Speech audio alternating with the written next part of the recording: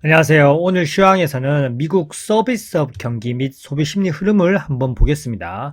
최근 발표된 1월 미시간대 소비자 심리 지수와 그리고 ISM 서비스 PMI 수치를 한번 보면서 얘기해 볼 건데요. 표면적으로는 확장과 보합 흐름을 유지하고 있지만 세부 항목과 소비자 물가 기대를 보면 숨겨진 리스크가 존재합니다. 한번 살펴보겠습니다. 우선 미시간대 1년 기대 인플레이션을 보면 4% 수준으로 여전히 높은 구간입니다. 전월 대비 큰 하락폭이 아니었고요. 소비자들은 향후 서비스 물가 상승이 주거비 상승으로 또다시 체감 물가를 자극할 우려를 하고 있습니다. 결국 이런 요인은 연준의 금리 인하 기대를 제약하는 요인으로 작용할 수 있고요. 현재 연준의 인플레이션 목표는 2%입니다. 기대 인플레이션이 2% 중반 이하로 내려오지 않는 한 통화정책 완화 전환이 쉽지 않은 상황입니다.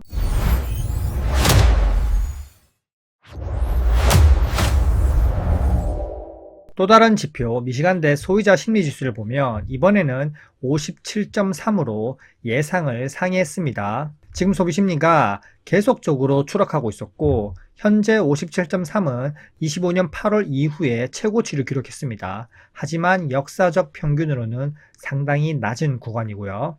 전월 대비 소폭 개선되었다고 하지만 미국 소비자들 실질 구매력 회복이 제한적인 상황이고요. 중산층 이하 소비자들은 여전히 경기 둔화를 체감하고 있습니다.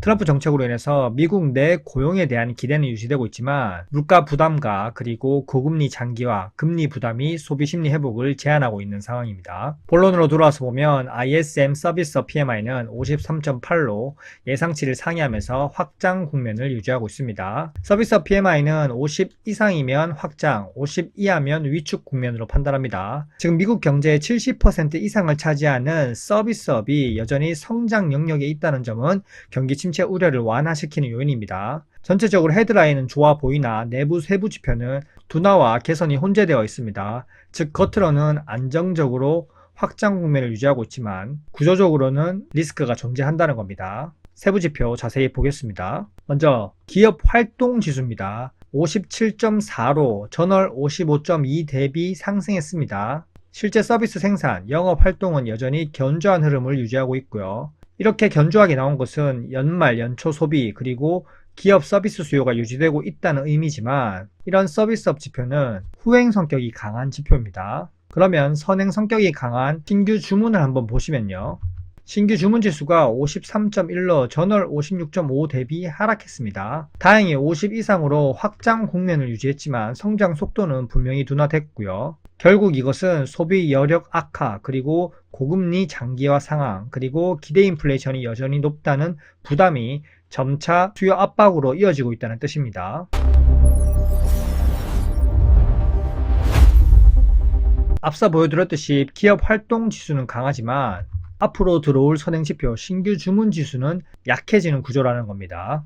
그러면 고용지수를 보겠습니다. 50.3으로 전월 대비 하락했고요. 간신히 확장 국면 50을 유지하고 있습니다. 트럼프의 오락가락 전략으로 인해서 기업들은 공격적인 채용보다는 보수적 전략을 유지하고 있고요. 현재 AI 발달로 인해서 기업들은 인건비 부담을 줄이려고 하고 있습니다. 그래서 신규 채용을 꺼리고 있는 상황이죠.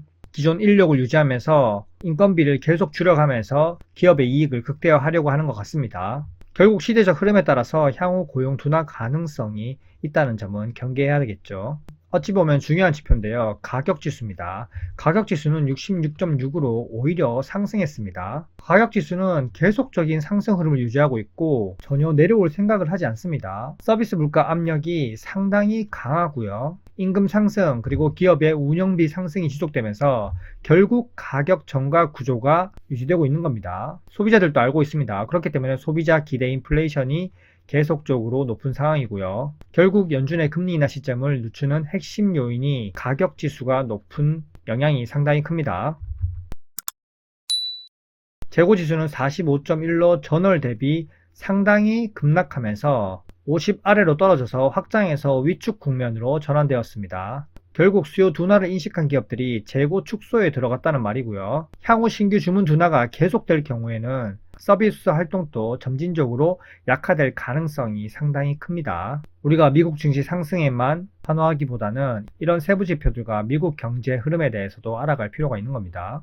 그럼 수출 지수와 수입 지수를 함께 보겠습니다. 신규 수출 주문 지수는 45로 확장해서 위축 국면으로 급락했습니다. 상대적 글로벌 달러 강세, 그리고 글로벌 경기 둔화가 서비스 수출을 직접 압박하고 있고요. 대외적으로 수요 둔화가 본격화될 시에 전체적으로 추세가 확 죽을 수 있습니다. 그리고 수입 지수도 역시 48.2로 확장해서 위축 국면으로 급락했습니다.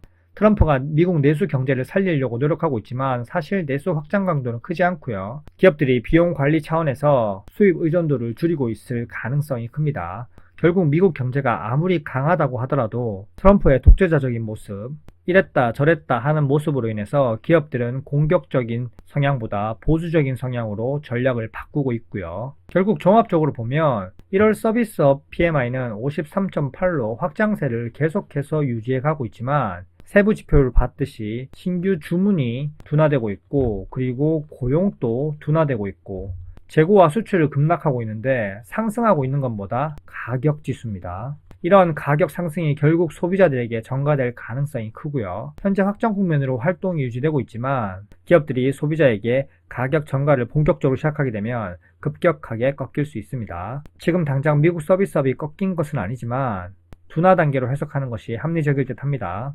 이상입니다. 다음에 또 만나요. 안녕.